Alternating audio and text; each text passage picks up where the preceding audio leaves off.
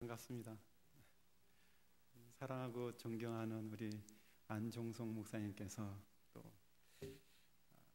저를 또 선하게 생각하셔서 이런 귀한 은혜의 자리에 또 초청해 주시고 또 하나님 안에서 또 귀한 말씀을 나누게 되어서 참 감사를 드립니다. 자, 로마서는 아주 잘 알려진 교리서라고 많이 생각할 수 있습니다. 이 로마서에는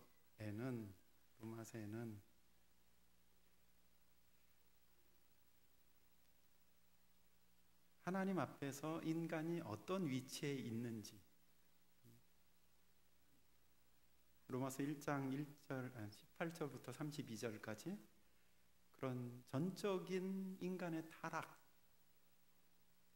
그리고 그 사람들이 그럼으로써 멸망을 받을 수 없는, 핑계할 수 없는 그 위치를 아주 잘 이렇게 설명이 되는 것과 함께, 그럼에도 그 인간이 과연 어떻게 구원을 얻을 수 있게 되는지, 그것이 어떤 사람의 자신의 어떤 행위가 아닌 오직 은혜, 선물, 믿음으로 구원에 이르는 그 내용을 아주 가장 잘 이렇게 설명해 주는 그런 이제 성경인 것이죠. 그런데 그 구원을 얻은 자들이 어떤 자들인지, 그 대상에 대해서 육적인 아브라함의 자녀가 아닌 하나님의 예정에 의한 자녀, 이것이 명쾌하게 설명되어 있는 것은 이렇게 로마서밖에 또 없다고 볼 수 있습니다. 그러면서 그런 하나님의 자녀된 자들이 그러면 이제 어떻게 사실 살아야 되는지, 그 내용이 이제 12장에 나오는 그런 이제 말씀이라 그렇게 볼 수 있습니다. 참 헌신 예배, 우리가 헌신한다, 이 말이 참 어떻게 생각하면 부담스럽죠. 뭔가 이렇게 더 자유스럽고 싶은 그런 이제 것이 있는데 좀 손해 보는 듯한 느낌. 그렇죠. 젊을 때에 또 신앙생활 하면은 뭐 벌써부터 그렇게 생각할 수 있죠. 이렇게 90여전도에 이렇게 젊은 이제 분들의 헌신 예배라고 해서 참 교회 안에서는 많은 이제 사실 기둥 같은 일꾼들이죠. 저도 이렇게 어렸을 때 한번 일을 막 하다 보니까 너무 많은 거예요. 보니까 청년회 회장도 하지, 교회 주보도 만들지, 성가 대원이지, 뭐 찬양단 단원이지, 주일학교 교사지, 한 6, 7가지가 막 다 몰려 있더라고요. 그렇고 예배 시간에 뭐 저녁 예배 되면 맨날 자고 막 그런데 피곤해서. 자, 그렇게 젊은 날에 하나님께 이렇게 하나님의 일을 하는 것, 또 이렇게 많이 하는 것, 그게 과연 손해인가?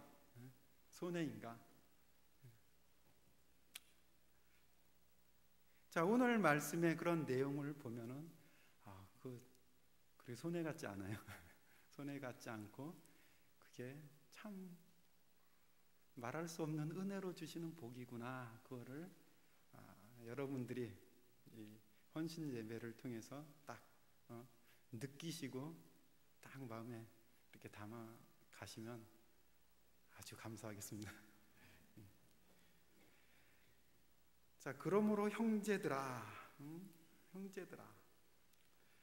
사도의 첫 이 말은 굉장히 의미가 있는 것입니다. 형제들아, 형제들아. 그러니까 형제들이라는 말은 주님께서 이렇게 쓰신 것이죠. 언제 쓰셨을까요? 주님께서 부활하신 후에 여인들이 이제 빈 무덤에 왔을 때 주님 못 찾았죠. 이렇게 갈 때 이제 막달라 마리아와 마리아 이제 여인들에게 한 말 중에 너희는 내 형제들에게 가서 그렇게 말씀하세요. 제자들을 향하여 형제, 주님의 형제들이라 이렇게 표현하신 것이죠. 자, 그런 표현을 하신 후에 이 사도가 이렇게 형제들이라 이렇게 이제 표현을 하는데, 그것은 어디에 근거해서 이렇게 말하고 있는 표현이라는 거예요. 어디에 근거할까요? 바로 창세기 17장 7절에 이렇게 근거하고 있습니다. 내가 내 언약을 너와 내 대대 후손 사이에 세워서 영원한 언약을 삼고 너와 내 후손의 하나님이 되리라. 그 하나님의 언약에 기반이 되어 있는 거예요. 그래서 우리가 한 하나님을 모시는 형제와 자매로 있다는 거예요. 그렇기 때문에 형제들이란 말이 쓰여지는 거예요. 아무렇게나 쓰여지는 것 절대 아닙니다. 그래서 이 권고의 내용은 굉장히 중요하고 아무에게나 붙여지는 내용이 아니라는 거예요. 언약 안에 있는 하나님의 자녀로 인정된 자들에게 주어지는 표현이라는 거예요. 곧 하나님께 자신을 드리는 자로 있는 것은 아무나 하는 것이 아니라 하나님의 자녀된 자들이 이렇게 드리는 일도 할 수 있는 것이다. 하나님 안 받으세요. 아무나 하는 거. 하나님의 자녀들이 하니까 그것을 기뻐하고 받으시는 것이죠. 그래서 교회 안에는 다 이렇게 형제님, 자매님, 굉장히 소통을 이렇게 할 때 형제님, 개혁교회라 그러죠. 종교 개혁의 그런 정신을 가지고 있는 그런 이제 교회들에게는 이런 형제 자매에 대한 이렇게 프렌드십이 굉장히 많아요. 강해요. 그래서 이제 특히 이제 화란에 가면은 우리나라는 많이 이제 직분을 가지고 얘기를 많이 하지만 거기서는 이제 되게 나이 드셔도 이제 브라더, 시스터 그렇게 형제 자매로 이렇게 많이 소통을 하는 거예요. 네.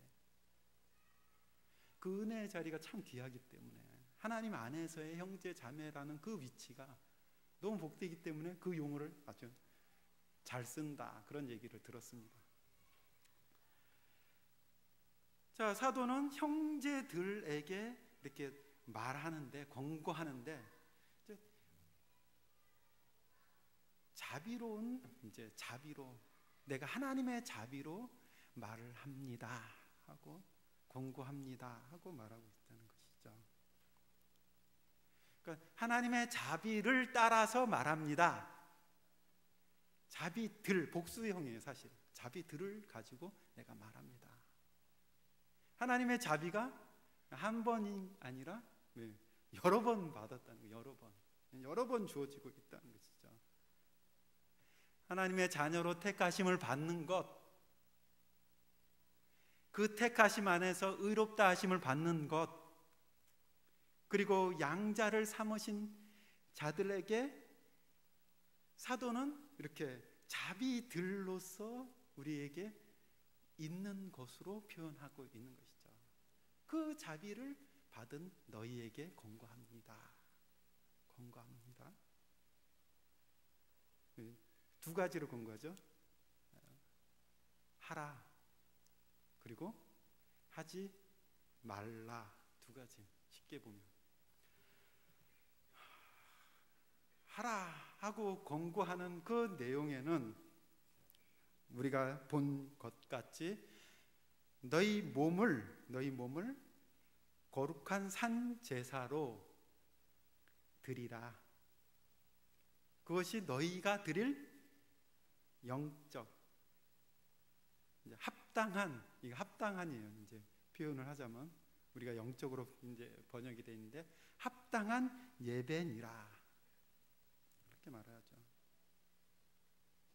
그런데 그런 합당한 예배로서 나타나는데 그 합당한 예배의 내용과 함께 무엇이 들어가냐면은 하나님의 선하고 기뻐하시고 온전하신 뜻이 무엇인지 분별하라. 그러니까 하나님의 뜻과 함께 있는 뭐예요? 예배라는 것이죠. 예배에 우리가 드리는 그런 내용에 있어서 무엇이 없으면 하나님의 뜻이 없으면 그것이 예배가 될까요? 네, 그래요. 네. 이사야를 통해서 신랄하게 하나님께서 말씀하신 것은 다 가져가 버리라. 안 받겠다는 거예요. 네. 아무리 예배 많이 하고 그렇죠. 소피 뭐 엄청난 그 예배에 너희가 드리는 예배를 내가 질려버렸다. 그렇게까지 말씀. 왜 그래요? 이스라엘에게 뭐가 없다는 거예요? 하나님의 뜻이 없다는 거예요. 뜻에서 떠났다는 것이죠. 그 하나님을 떠난 자의 어떠한 것도 사실 하나님은 받지 않으시는 것이죠. 기뻐하지 않으시는 것이죠. 그래서 사도의 이런 하라는 내용과 함께 중요하게 우리가 생각받아야 될 것은 하나님의 선하시고 기뻐하신 뜻에 대한 생각이라는 것이죠. 자, 하나님의 뜻에 대해서 어떻게 표현해요? 사도는 선하시다. 그 뜻이 선하시다. 왜 선해요? 왜 선해요? 하나님 자체가 선하신 분이시기 때문에 그 뜻이 선할 수밖에 없는 거죠. 하나님 자체가 선하십니다. 그래서 어떤 청년이 이렇게 예수님께서 나와서 선한 선생이여 이렇게 말했을 때 누구 외에는 하나님 외에는 선한 이가 없느니라 이렇게 말합니다. 이 세상에 아무리 선하게 보여도 누구만 선하시다고요? 하나님만 선합니다. 최고의 선의 내용은 하나님에게 있는 거예요. 쉽게 말하면 이렇게 선물로 이렇게 말씀하기도 하고 가장 좋은 최고의 선물로서 좋은 것으로서 우리에게 오는 분은 하나님 한 분밖에 없다는 것이죠. 그래서 하나님의 뜻에 대해서 선하다 그렇게 이제 사도는 표현하면서 기쁘신 뜻이다. 하나님의 뜻에 따라 행하는 자들을 하나님이 기뻐하신다 그랬어요. 성경 전체를 통해서 나타나는 거예요. 하나님의 뜻에 따라 행하는 그를 내가 기뻐하는 거예요. 그래서 사도는 그 뜻을 하나님의 기뻐하시는 뜻 그렇게 표현하고 그 뜻은 어떻다고요? 온전하다, 완전하다는 것이죠. 뭔가 덜 하거나 뭔가 이렇게 더할 것이 없는 전혀 이렇게 사람이 그것을 하나님 아닌데요 이렇게 말할 수 있는 것이 이거 좀 더 해야 되지 않습니까? 이렇게 말할 수 있는 것이 전혀 없다는 거예요. 어디서 나타나요? 그게 가장 이렇게 분명한 것은 욥기에서 나타나는 것이죠. 욥이 많은 고난을 당하면서 말하는 건 뭐예요? 나 하나님과 변론하고 싶다, 얘기하고 싶다. 내가 왜 이 고난을 받아야 되는지 그렇게 이제 변론하지 않습니까? 자, 그때에 하나님의 뜻과 관련해서 욥의 그런 고백의 내용과 함께 하나님께서는 뭘 드러내세요? 너가 나하고 변론할 수 있는 자이냐? 그거 이제 나타내십니다. 너가 어디 있었냐? 이 세상을 측량하고 창조할 때 너가 거기 있었냐? 하나님의 뜻에 대해서 사람이 전혀 말할 수 없는, 그렇잖아요. 그것을 이렇게 보이실 때 욥이 티끌과 재 가운데 회개합니다. 그렇게 나옵니다.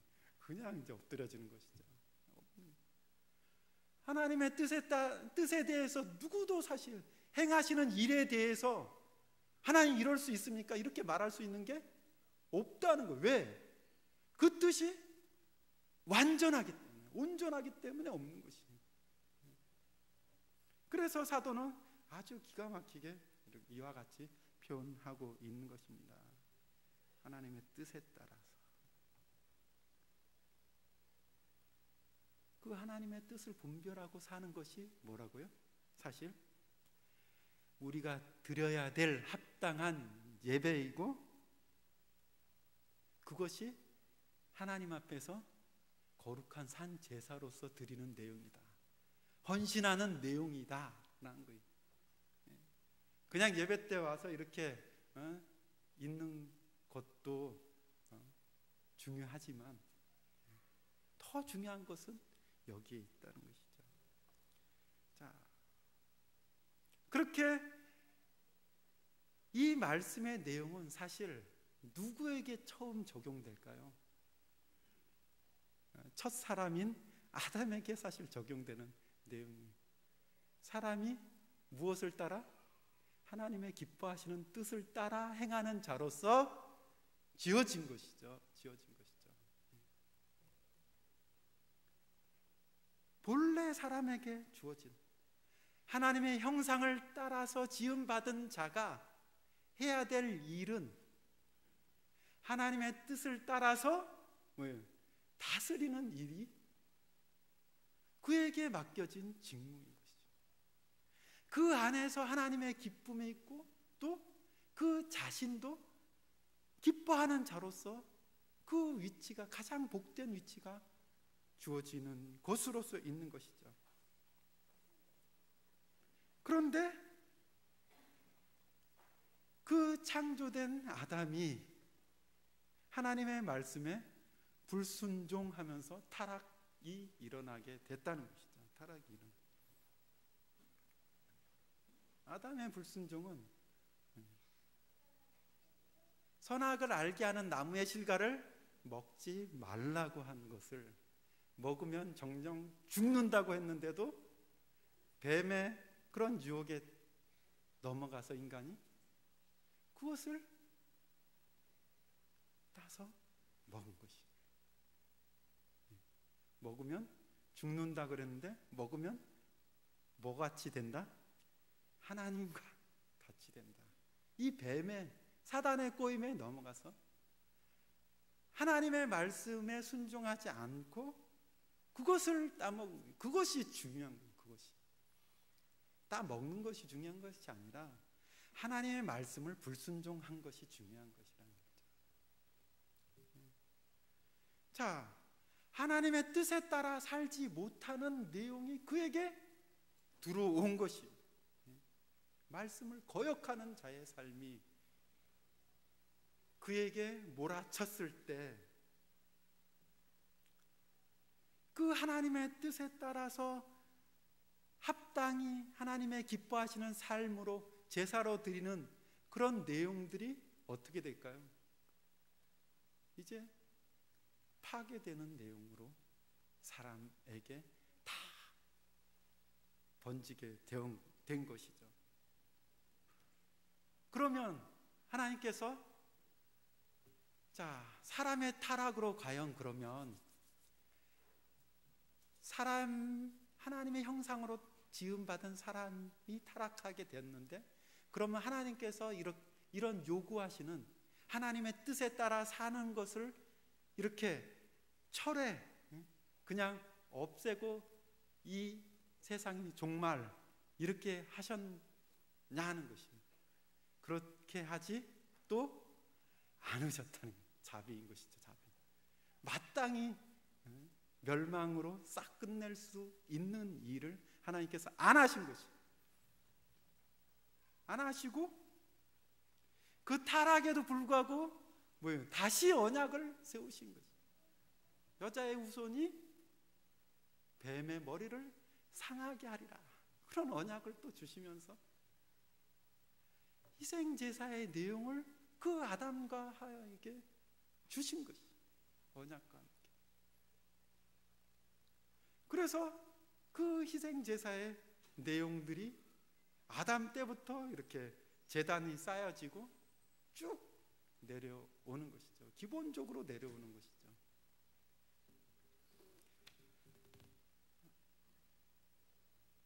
그런데 하나님께서 이런 요구하시는 내용들, 인간이라면 그 내 뜻, 나의 선하고 기뻐하고 온전한 뜻을 따라 살아야 된다고 하는 것들이 누구에게나 이제 주어지고 있다는 거예요. 있다. 사람이라면 어디서 사실 이 요구를 더 분명하게 찾으시는가를 알 수 있어요. 노아의 홍수를 보면 그런 거죠. 왜 노아의 홍수가 일어나요? 노아 시대에 홍수가 일어났어요. 노아를 제외한, 노아의 식구들을 제외한 모든 자들이 다 죽었어요. 멸망을 당했어요. 왜 그래요? 그들에게 무엇이 없기 때문에? 하나님께서 요구하는 삶이 없기 때문에. 하나님의 선하시고 기뻐하시고 온전한 뜻을 따라 사는 삶이 없기 때문에 하나님의 진노가 그들에게 임하게 된 것이죠. 사람에게는 하나님께서 반드시 이것을 구한다니까요. 찾는다니까요.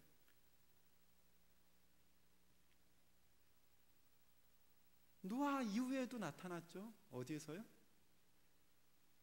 늘 나타나지만 가장 분명한 것은 이렇게 소돔과 고모라 성에 이렇게 나타나고 있지 않습니까? 에덴 동산 같이 정말 아름답고 풍족했던 그곳이 하나님의 뜻에 따라서 하나님을 섬기는 그 10명이 없어서 그 큰 성이 완전히 초토화되는, 멸망당하는 그런 일이 일어나고 말았던 것 아닙니까? 자, 이를 통해서 보면은 하나님께서는 반드시 모든 사람에게 무엇을 구한다고요? 원하신다고요? 요구하시는 것이 무엇이라고요? 하나님의 뜻에 따라, 하나님의 말씀을 따라 인간은 살아야 된다 하는 것을 전반적으로 쫙 깔아 놓으셨다는 것이죠. 그래서 이 하나님의 뜻을 분별하는 일이 굉장히 중요한 거예요. 과연 하나님의 뜻을 찾고 구하는 것이 굉장히 중요한 거예요. 욥은 그래서 하나님을 경외하는 것이 지혜이며 악에서 떠나는 것이 명철이다라고 말하고 있는 거예요. 하나님을 경외하고 악에서 떠나지 않으면 어떻게 되니까? 사실 다 죽으니까, 멸망당하니까. 그것이 중요하다는 것이죠. 사도는 여기에서 자신에게 주어진 지혜로 이제 권고하는 이 하나님의 기뻐하시는 뜻에, 선하신 그 뜻에, 그 온전하신 뜻에 따라 사는 것이 어떻게 사는 것이냐, 그것을 아주 상세하게 그 이후에 쫙 말씀해 주고 있다는 것이 12장의 내용인 것이죠. 4절 이후에 쫙 나타나고 있죠. 자신에게 주어진 은혜, 우리의 각 사람은 어떻다? 그리스도 안에서 한 형제다. 다시 강조하고 있죠. 그러면서 다양한 은사가 하나님으로부터 와서 그 다양한 은사대로 우리에게 삶을 허락해 주시고 있다는 것이죠. 자, 그 고백은 이제 어거스틴의 그런 이제 고백과 같은, 우리에게 있는 것 중에서 하나님께서 주지 않았는데 나한테 있는 것이 있겠는가? 그렇죠? 있어요? 하나님께서 안 주신 것인데 나한테 있어요. 그런 사람이 있으면 주어진 모든 것들이 다 내게 있는, 원래 내게 있는 것이 하나도 없다는 거예요. 하나도 없고 다 뭐예요? 내가 이미 나기도 전에 다 줬어요. 나기도 전에 다 주어지고 있어요. 무엇이요? 가장 중요한 이렇게 공기가 주어져 있고, 가장 중요한 물이 주어져 있고, 이게 지구를 떠나보면은 이게 얼마나 중요한지 몰라요. 지구를 없어요, 없어. 화성에도 없고, 뭐 가까운 달에도 없고, 아무 데도 없잖아요. 어디에만 있어요? 지구에만 있는 거예요. 너무 중요한 것들이 주어지고 있는 것이죠. 자, 그렇게 내게 있는 모든 것들이 은사로 주어지는 그런 내용과 함께 그 너가 무엇을 하는지 그 재능까지도 하나님께서 주시는 것으로 있어서 우리가 각 위치에 따라서 행한다는 거죠. 일을 한다는 것이죠. 다스리는 일, 구제하는 일, 긍휼을 베푸는 일, 일상생에서 뭐 이렇게 빵을 구워서 나눠주는 일, 다양한 직업군에 대해서 이렇게 나타나고 있는 것이죠. 그런데 그렇게 각 사람에게 주어진, 은혜로 주어진 그리스도 안에서 각 은사를 받아서 행하는 그 모든 일들을 하는데 어떻게 하느냐 했을 때 그 원리를 바로 9절에서 말씀하고 있는 것이 사랑이라는 거죠. 사랑엔 거짓이 없나니 악을 미워하고 선에 속하라. 사랑으로 모든 일을 하라. 그렇게 이제 표현되어 있는 것입니다. 사랑으로 하라. 이것은 이미 주께서 하신 말씀을 또 사도가 하고 있는 것이죠. 새 계명을 너희에게 주노니 서로 사랑하라. 내가 너희를 사랑한 것 같이 너희도 서로 사랑하라. 그런 주님께서 주신 그 계명의 내용을 따라서 사도는 너희가 그런 모든 일을 할 때 가장 기반으로 두어야 될 것은 바로 이 사랑의 내용이다. 그렇게 말하고 있는 것입니다. 그 사랑은 어떤 것이에요? 사실 십계명의 핵심인 것이죠. 십계명의 핵심이 바로 사랑이라는 거죠.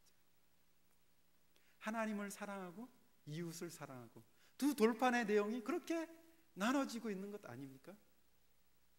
계명에서 사랑을 빼면은 그 계명은 없는 거예요, 사실. 그런데 그러고 있었죠. 이스라엘은 사랑을 빼고 그냥 문자만 가지고 그것만 한다고. 없는 것이죠. 그래서 주님께서 그렇게 비판이 되는 거 아닙니까?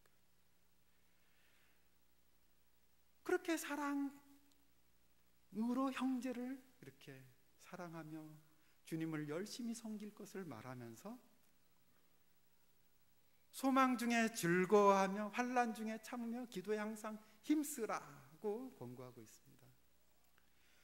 소망이 있는 자로서 우리가 소망이 있는 것이죠. 어떤 소망이죠? 하나님의 자녀된 자로서의 소망이 있는 것이죠. 그 소망을 생각하면 하나님께서 자신이 너의 최고의 선물로서 이렇게 말씀하셨을 때 그거보다 더 큰 것이 없잖아요. 얼마나 기뻐요. 그래서 즐거워할 수밖에 없는 거예요. 세상에 대해서 즐거워하는 것이 아니라 누구에 대해서 즐거워하는 거예요? 세상에 살면서 하나님을 보고 즐거워하는 거예요. 그래서 소망이 있는 자로서 즐거워하고, 그리고 환난 중에 참으며, 환난이 일어나도 무엇이 있기 때문에? 소망이 있기 때문에 참을 수 있는 것이죠. 그리고 그 소망을 더 돈독하게 하기 위해서 기도하는 거예요. 항상 기도하는 거예요. 자, 그것을 사도는 말하고 있습니다. 그리고 성도에 쓸 것을 공급하며 나그네를 잘 대접할 것을 말합니다. 어디서 좀 본 내용이죠. 다 주님께서 양과 염소를 나누실 때 양들에게 한 말씀이 바로 이런 나그네를 대접하는 내용과 아주 같죠. 내가 줄일 때에 너희가 먹을 것을 주었고, 목마를 때에 마시게 하였고, 나그네 되었을 때 영접하였고, 벗었을 때 옷을 주었고, 병들었을 때 나를 돌아봤고, 옥에 갇혔을 때 와서 돌봤다. 주님의 말씀에 대한 내용이 이 사도의 공부에 그대로 들어있는 것이죠. 그러면서 어려운 얘기를 하고 있는 것이죠. 핍박하는 자에 대하여 축복하고 저주하지 말라. 나를 핍박하는 자를 축복하라는 것이죠. 원수를 축복하라는 것이죠. 주기도문에서도 우리가 매일 하는 것이죠. 우리가 우리에게 죄 지은 사람을 용서하오니 우리 죄도 사하여 주옵소서. 누가복음에서 이렇게 나타나고 있는 내용은, 자, 우리가 1만 달란트 빚을 탕감받은 자로서 100데나리온 그거 용서해 주는 자로 있어야 된다는 것을 말씀하는 거예요. 사실 이게 제일 힘든 것이죠. 그런 사도의 이런 내용들은 또 이후에 다시 또 말을 하는데, 아무튼 그렇게 핍박하는 자에 대해서 축복해야 될 것을 말씀하면서 마음을 같이 해라. 즐거워하는 자들, 서로 사람들하고 이웃들하고 마음을 같이 해라. 즐거워하는 자들 가운데서는 같이 즐거워하고, 그가 슬픔을 당해서 울면은 같이 울어주고, 자, 그리고 겸손하게 형제들과 함께 하는 것, 이것은 뭐의 내용이에요? 사랑의 증거인 거예요. 그가 사랑의 내용이 어떻게 증명된, 형제를 사랑하는 것이 어떻게 증명됩니까? 그거 하는 거 보니까 맞습니다, 이렇게 됩니다. 같이 울어주는 거 보니까, 같이 즐거워하는 거 보니까, 그 마음을 같이 나누는 거 보니까, 당신이 정말 형제를 사랑하는 것 맞군요, 이렇게 되는 것이죠. 사랑의 증거예요. 그러면서 다시 사도는 뭐라고 말하냐면, 우리가 제일 힘드니까 이거를 자꾸 강조하는 거예요. 악으로 악을 갚지 말라. 악으로. 누가 나한테 악을 행해요? 원수가 하는 것이죠. 자꾸 이제 악으로 갚지 말라. 모든 사람에게 선한 일을 하라고 말을 하고 있는 것입니다. 주님께서 하신 말씀은 그대로예요. 마태복음 5장 45절에 이같이 한즉 하늘에 계신 너희 아버지의 아들이 되리니 이는 하나님이 해를 악인과 선인에게 비치게 하시며 비를 의로운 자와 불의한 자에게 내리우심이니라. 자, 굉장히, 햇볕이 누구한테 온다고요? 다 온다고요. 저 악인은, 나를 핍박하는 자는 악인의 형태가 사실 많잖아요. 물론 이제 그렇잖아요. 우리가 하나님 안에서 선한 일을 행하는 자로서 있을 때, 그렇죠. 악인인 것이죠. 악인에게 햇빛이 가면 좋아요, 안 좋아요? 가게 하지 않고 싶죠. 햇볕 가게 하고 싶지 않고, 또 비도 이렇게 내리게 하고 싶지 않고. 그러니까 당신 농경사이니까 햇빛과 비가 얼마나 중요합니까? 그거 없으면 농사 안 되잖아요. 그런데 가지고 있다는 거예요. 이 악인인데, 나를 핍박하는 자는데 하나님께서 거기에 햇볕도 주시고 비도 주시네. 물도 주셔서 그 농사를 짓게 하신단 말이죠. 뭐예요? 이 원수 같은 자인데 하나님께서 그런 자에게도 뭐를 베푸신다고요? 은혜를 베푸신다는 거예요. 하나님의 뜻에 따라, 하나님의 뜻에 따라 그것을 베푸시기를 기뻐하신다는 거죠. 원하신다는 거죠. 하실 수 없을까요? 하나님께서 안 주실 수 없을까요? 악인한테? 기드온 사사기에 보면 기드온이 그렇게 하죠. 양털을 딱 넣고, 하나님 이 양털에만 이슬이 있고 다른 데는 하나도 없게 해주십시오. 양털만 짜니까 물이 쫙 나오죠. 아니, 그럼 반대로 하십시다. 그러면 양털은 마르고 다른 데는 쫙 적시게 해주십시오. 그러니까 양털만 물 하나도 없고 다른 데는 다 적셔지는. 하나님 하실 수 있다니까요. 안 하신 것이에요. 안 하신 것이. 악인에게 그렇게 안 하신 것이. 그래서 인간이 악할지라도 끊임없이 은혜를 베푸시기 때문에 하나님이 그런 선을 하나님이 행하시는 분으로서 있기 때문에 그 선을 닮아야 될 우리는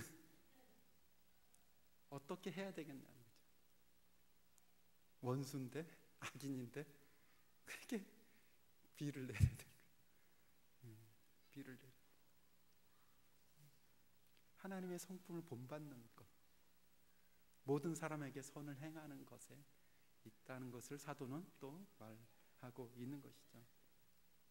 여기에 대해서 더 사도는 강하게 적극적으로 말하죠. 내 사랑하는 자들아.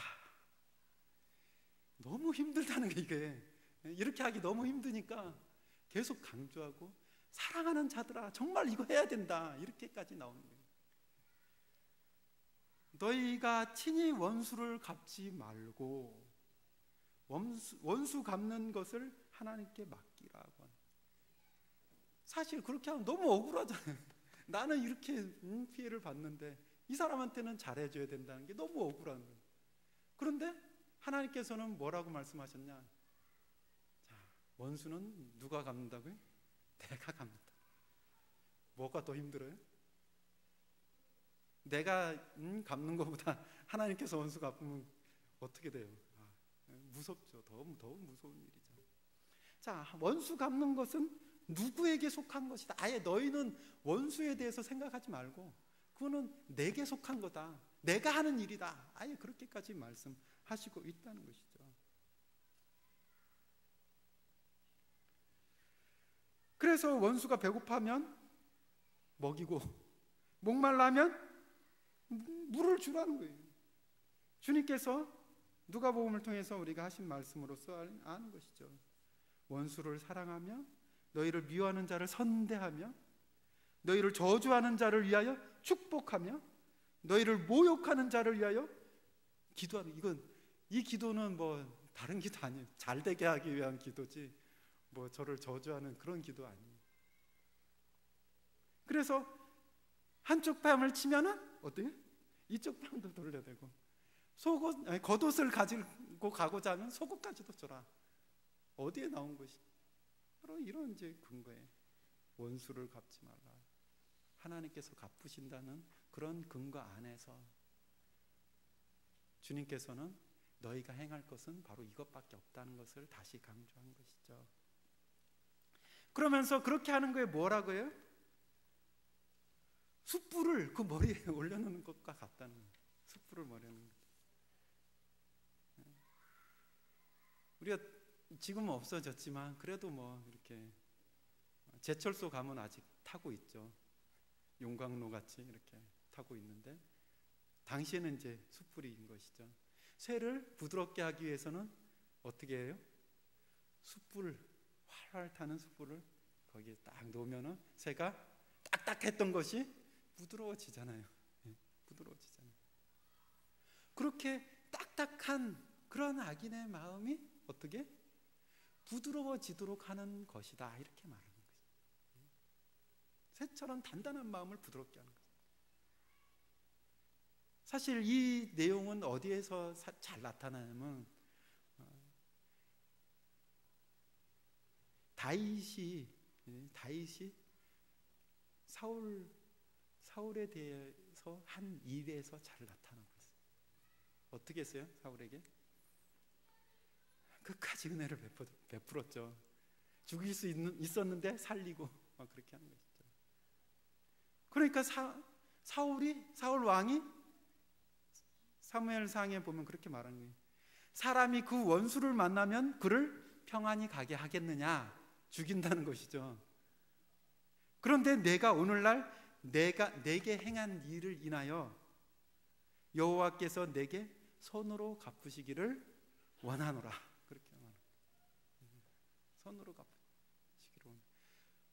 사울은 다윗 보면은 죽이려고 그러지. 항상 바로 죽이려고 그러는데 그 사울을 하나님 앞에서 축복하는 그런 일까지 하는, 어디에서 한 것이라고요? 바로 이렇게 숯불을 그 위에 두니까 그가 감동으로 이렇게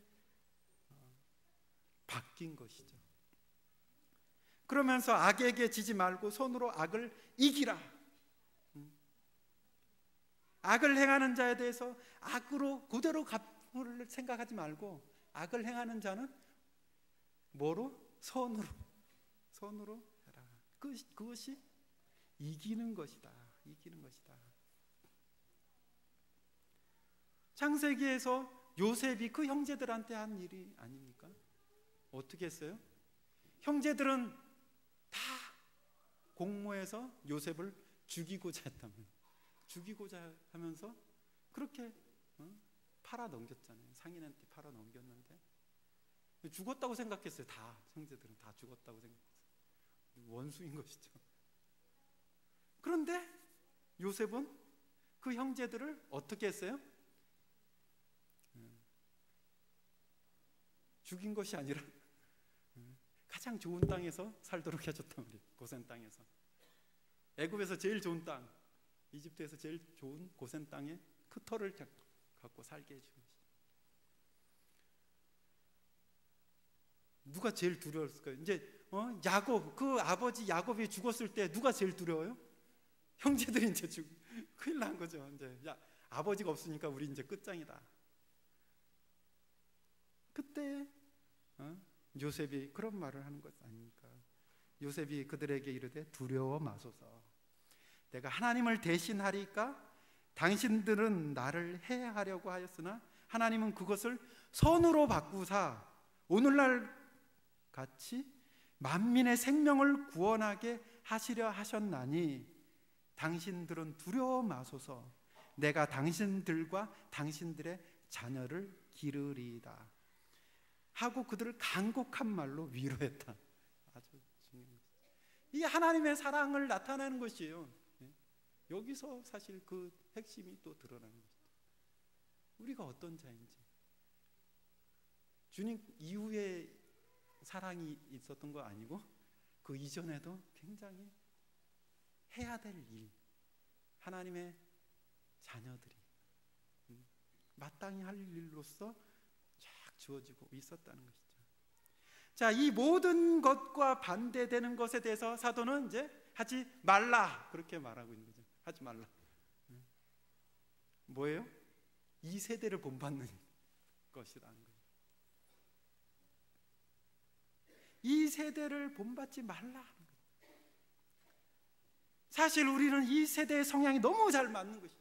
우리 성정이 너무 잘 맞죠. 그런데 그런 것을 똑같이 너희가 배우고 그대로 하지 말라는 것이에요.